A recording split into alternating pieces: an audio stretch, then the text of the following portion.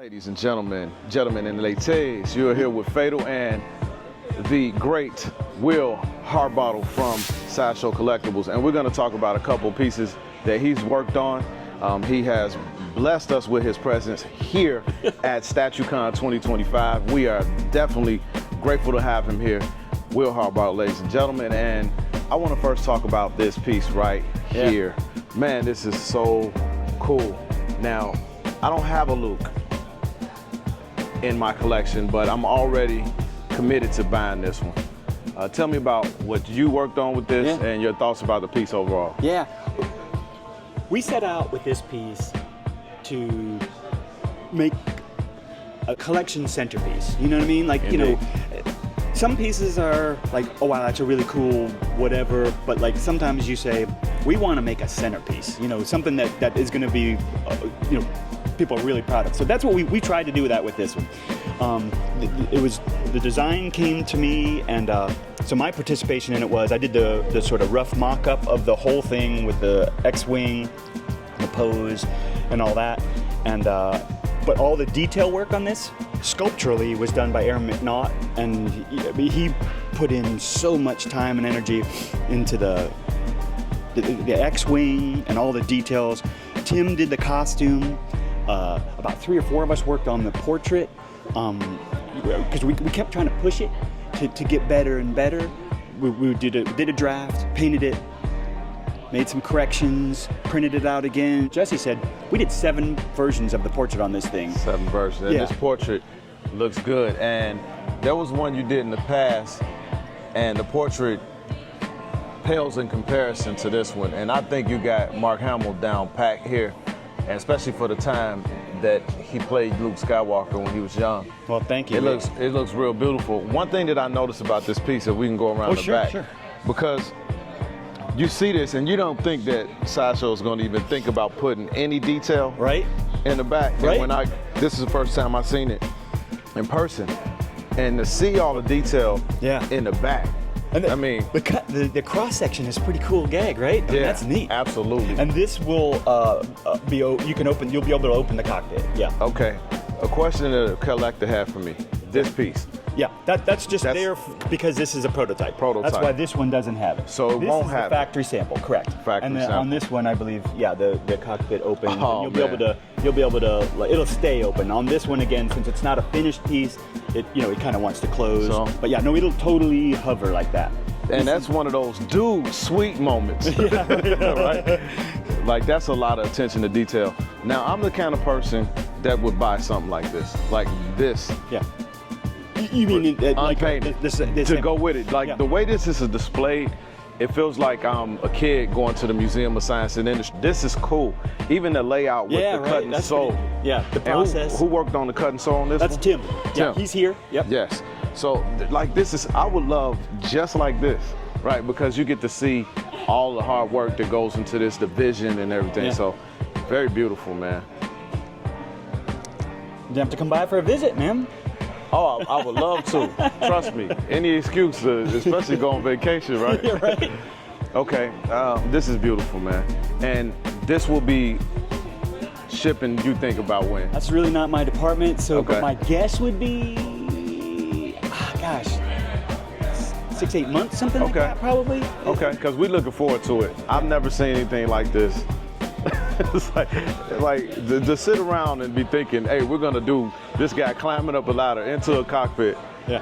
That's a lot of work, man. A lot of vision. And it's that moment that we wanted to capture there. You know, like you think about it in the movie, he's about ready to climb into that ship and fly off, and there's a good chance he's not coming home.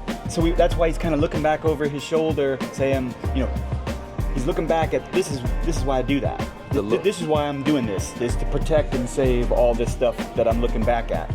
And that's a look of concern. Yeah, it's like, you know, I may not come home, but it's worth it. It's worth it. So, okay, take us to another piece that you've worked on over here. Marcos has kind of gathered a bunch together here. So yeah, I mean, right here we got the rogue over there that I worked on. Okay, I have this rogue. Yep. That was one of my favorite pieces. Bummed out because I didn't get the exclusive portrait. Oh, yeah. But this is my favorite rogue ever made. Oh, thanks. Because you know, having it in the danger room with this crane arm. I'm like, flying gag. I mean, she really looks like she's flying. She does. I was super proud of that. And I've never heard anybody have issues with this. Yeah. So, I mean, how do you go about designing something so dynamic where you don't have issues? Like, she's really pegged in by like one arm. I haven't seen anybody with any issues with this statue, and it is one of the most dynamic pieces. Yeah. Well, again, that's what we set out to do. So once we had the idea, now how do we pull it off? And it was just one of the things that helped us was just coincidence that a company came to us and said, "Oh, hey, we're printing in metal, really high fidelity. Are you interested?" And I was like, "I'm actually working on a piece right now that might be perfect for us." So we ended up printing her whole arm, shoulder all the way down to her arm, in metal. Wow. And that's what lets that thing work. So the metal plugs into an armature, metal armature that goes all the way through the thing. So I mean, we're pretty hopeful and confident that, especially after all these years, it should hopefully last forever. I think it's the best robe ever made, and I do like the one that was released, but I still think this is the queen. I'm biased. Yeah, I love it. Here we go. Yeah, we had some other pieces from other people, and then of course I did the Thanos. Man, look, Thanos, brother, was extremely hard to get. So guess what? I didn't get it. Oh, it sold out on me. Yeah, but luckily it sold out pretty quick. I got it from a person that wanted to part ways that lived in Canada. So I got it at cost, and I couldn't believe it because this thing was going for like double at one point. And this piece is amazing. Yeah, thank you. We loosely use the term grail, but without question, nobody's gonna disagree with me. This is a grail piece, man. He was fun. I go way back with Thanos. I mean, I loved him as a character in the comic books growing up, Infinity Gauntlet and all that stuff. I mean, I read all that stuff. So I was, funny thing is, at the time, we had no idea he was going to be in the MCU. We didn't know. We just did this because we wanted to do a Thanos, and it just happened to hit right about that great time. But no one told us. We just did a comic book Thanos that we were into. So this is still considered one of Sideshow's best pieces. I mean, we don't have to mince words. It just is. Oh, thank you. It just is. Have you ever thought about doing another one, a different type? Well, we did do another one. Martine did the standing one. Might have been 5th scale, I think, or whatever. So that's with the Avengers Assemble line. Yeah. Which I have every last piece. Okay, yeah. Both Thanoses. Yeah. Because one came in the classic, one came in Martyr. Right. Yeah. So I have it. So we revisited the character. I mean, I'm not sure when we would do it again. As you said, we always want each new version to kind of step up from the last version. So perhaps we're thinking, what can we do to go above this one? Yeah. And so when we come up with an idea that we can, then we'll probably do another one. Yeah, but I love it, man. It is one of the pieces in my collection. Now, this is a question, maybe it's an oddball question, but has Sideshow ever thought about, hey, to refresh your piece, we're gonna do a new portrait? Swap outs. Yeah. I love that idea. I think that is a great idea. And I've heard it bounced around a little bit. I don't know what the future of that idea is, but I'm 1,000% behind it. I think it's so cool.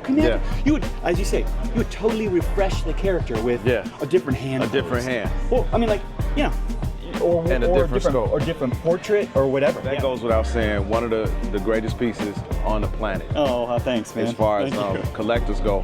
And when I post this, I guarantee in the comment section they're gonna agree. If they disagree, I'm gonna delete them.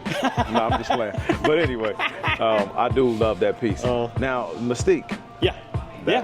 This one, I just actually ordered this. Oh, cool. And thankfully, I'm a first responder, so it was add to cart. And I got a little nice. little discount there. A little bump there, Yeah, I love the first one.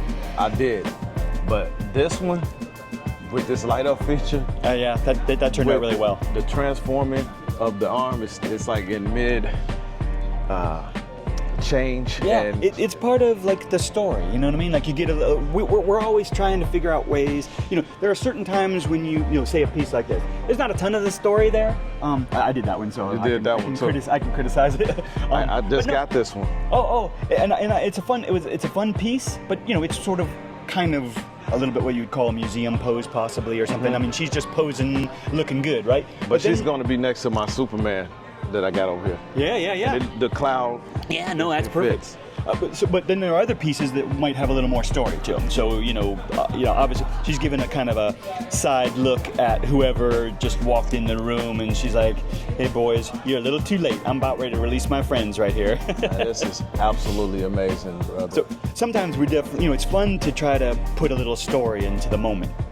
To get the one boot and then her classic costume here, but Yeah, because you can swap those out, of course, and you can get the full Mystique. Correct. Or the change. Yeah. Man, that's beautiful, man.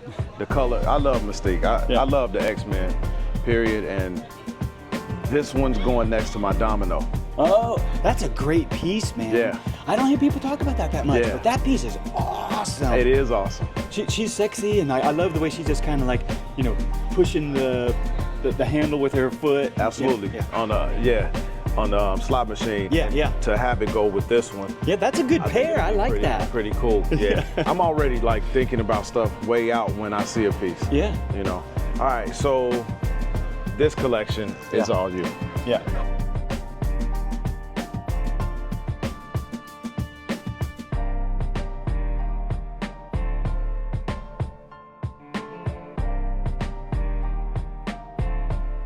This is like, what made you just, I don't know. I don't even know how to explain it. I asked the question. How many pieces are going to be in this line one? As many as we can. I mean, so like we did the first two, and then we just showed the third one. And so at this point, we're probably gonna like see how each one does. But there are several ready to go. If people continue to be interested, we have a few more in the works ready to go. Nice. Can you tell me something about this piece? Yeah. These are my original characters. I grew up being a huge fan of all that, just old spy movies, James Bond, and the other ones. And so my thought was, I love the '60s spy movies, and I love the pretty ladies. So I thought, well, what if in my world there is no James Bond? The ladies are the stars. They're the spies. They're the ones doing the action and driving the stories. So I wanted, each one is sort of in a different setting, showing a different side, different part of the adventure. So you got to do scuba. You got to do a scuba girl. Yeah. There's another one here, correct? Yeah, correct. In the corner back there. That's okay. Yeah, Mr. Sin over there. We were inspired by the old pinups, the paintings that would be on the side of the airplanes in World War II and stuff like that. The original pinup art. So this one is that moment. There's a gag in pinups where the girl gets surprised, and so she's got that look, and she's looking over her shoulder. But our take on that was, she's getting surprised, but she's also well armed and ready to take care of herself. You know what I mean? It's not like she's not the little girl who can't take. Ready. Yeah, that's right. The little girl who can't take care of herself. No, that's not her. Nice. So I got a question because this popped up in my mind looking at these pieces.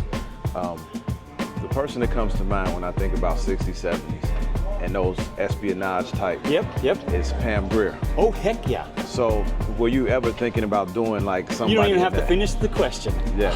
1000%. How hot would that be? Yeah. I mean, like, dude, you just picture her and you think smoking badass, don't you? Yeah, and I met her. Oh, no kidding. I got her autograph about a decade ago. Yeah. Such a sweet lady. Yeah. And that's good to hear. Something similar, like with that nice, like 70s afro. Oh my dude. God. Yeah, I picture her like sitting back on the hood of some muscle car or something like that. You know what I mean? Oh, wow. I don't know how we would do it. So I mean, you did this Luke Skywalker, so I'm pretty sure you could, right? There you go. Oh man, that's how sweet. cool would that be? Big engine coming up through the hood. One of those things. Yeah, definitely with a gun somewhere, right? Oh man, are you kidding me? I love this piece and this forced perspective background. It's really cool, man. When you look at it from straight on, it actually looks like the stairs are going far back. Yeah. And they're getting smaller, yeah. We were happy with how that turned out. It turned out well. This was a hit last year here when they first debuted. And we love this piece, man. And this was, man, thinking outside the box.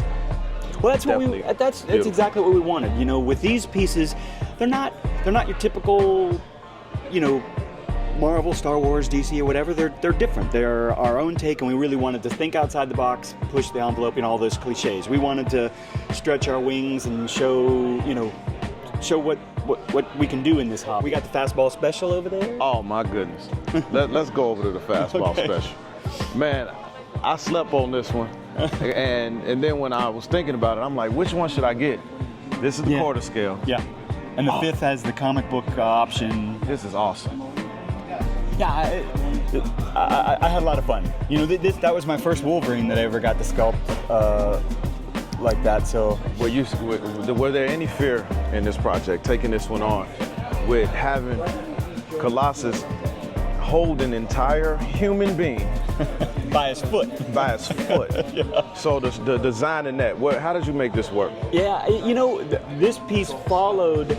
Well, the first one, the one that broke all the ice, was Martine's Spider-Man on the girder. You know that one where he's like kicking his feet out. And so that when we pulled that off, we're like, okay, there are things we can do that we didn't know we could do. Yeah. Following that was the road we just looked at, where you got the. So by this point, we're pretty confident.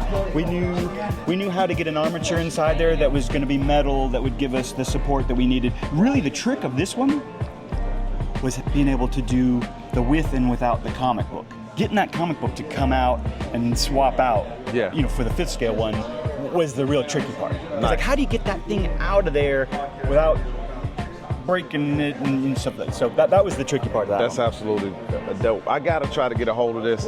I'm on a wait list for this one. Awesome. And seeing it in person, I didn't realize how large it was. I thought it was smaller. This is big boys. Yeah, it's large. And this base, this is the largest sentinel head in the history of Sideshow. with the classic. I'm so happy. You know, actually, a little behind the scenes, it used to have a modern sentinel head.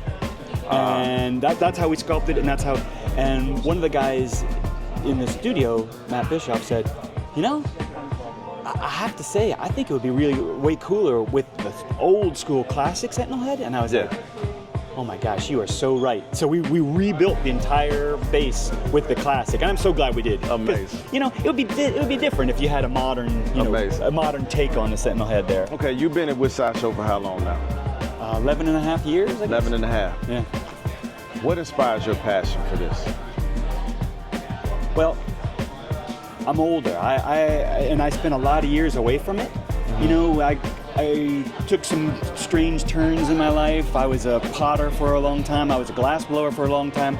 I thought I could be a writer for a long time. So when I refound all this stuff that had been such a big part of my childhood, it was like coming home, and it was like being reborn at 35 years old. Yeah. So it's pretty easy to keep the passion up when you have that feeling. And then little things along the way, like, funny, I tease Danny Bell all the time. He came to Sideshow right at a time when I sort of needed and really appreciated that younger rivalry. Yeah. So he came along and he was doing, he's doing like, you remember the old Daredevil or his Captain America that's Absolutely. over there? And I'm like, how in the hell did this kid do that? Like literally, how in the hell did you do that? And so I was like, I'm gonna call his ass up. He works for us now.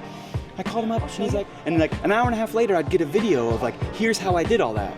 And I was like, man, I want to hate you so much, and I can't. You're not letting me. You're not letting me hate you. Anyway, so we've had this sort of friendly rivalry that's really given me a lot of extra energy. I'm pushing 60 years old now, and I'm like, I gotta beat these kids. That's like the reverse of Michael Jordan and Kobe. Oh yeah. Like he would be Kobe. Yeah. Yeah. age-wise, and you would be Michael, but it's kind of the reverse. Oh, in terms, right? yeah. But that competitive drive that Michael had for sports, like Yeah. they say, he's still like that. Yeah, right. And that's a good thing. That competitive flow, long as there's no hatred behind it. No, right? none. I mean, I want to. It's all I want to be driven. We tease each other, but no, it's all pure love. I respect. You can't not respect him. I mean, you look around. I mean, he was part of, and actually some other companies. You know, XM came along at a time that really juiced us, and we were like, oh shoot, look at some of the stuff they're doing. Yeah. And you know, let's do some of that. Let's up our game. So Yeah. you know, it's stuff like that keeps coming along every couple of years. You know, I'm being here, looking around, going, man, dang, there's some really, really good stuff out there. How do we answer that? What do we do? And that's motivation. Yeah. So one thing about this community is some people look at us like as weirdos. That's why coming to StatueCon is a comfortable place, right? Yeah. And if you see my shirt, it says "Cool Nerds." That concept was something I came up with over a decade ago because I'm like, no, we're really cool. Yeah. You know, we're really cool. Yeah. We're nerds, but we're your everyday person, and we just kind of let our proverbial hair down instead of hiding. That's right. The average person comes to my house and they see the collection, and they're like, kind of like, at first they're like, wait a minute. Man, oh my God. Yeah, right? Ah. Yeah. There's You let a your nerd hair inside down. of You just did There's it. a nerd. Yeah, so I guess you want to do this for the rest of your life. Heck yeah, man. Heck Yeah. yeah. And that's why I'm here too, because like I go around, I've been asking everybody, so what do you want to see? What should we do different? What's turning you on? What do you see in here? Because I'm going to go back and hopefully, you know, share what I've learned, what I've heard with everybody, and we're going to hit the ground running next week, man. Indeed. Okay. I'm going to ask you a final question. Sure. One dream piece that you want to make. Oh, yeah. You know, oh my gosh, I'm on the spot because there's like 5 of them. What name them? But 5 dream pieces you want to yeah. make. Let's see. Let's go license. Let's do a licensed piece. I mean, I'd love to do a companion to Deja Thoris being John Carter, her husband. So did you do that, Deja Thoris? Oh yeah. Oh my God, man. I need to talk to you offline how I can get one, ladies and gentlemen, because I didn't do it. Yeah. And I regret it. Doing a John Carter with, you know, most people aren't familiar with the property, but like he always fights these big giant green monsters. So like John Carter fighting one of those monsters would be pretty killer. Nice. That'd be hard to beat. That'd be dope. Yeah. We'll stop there for now. Okay. Well, any final words for the fans and all the collectors out there? It's my privilege and pleasure to be here and to interact with all you guys. It's such a cool community. You know, I've said before, it's kind of a cliche, but like you guys are never wrong. You know what I mean? When you see something, I see through your eyes, and you know, it's really cool to be able to interact in person in this stuff, but even online, to hear your opinions. Please share your opinions and let us know what's working, what's not working, because you're right, you're buying this stuff. You're not, you know, we listen and it means something to us. Man, I appreciate you very much, man. Heck yeah, man. Thank you. Thank you. Thank you.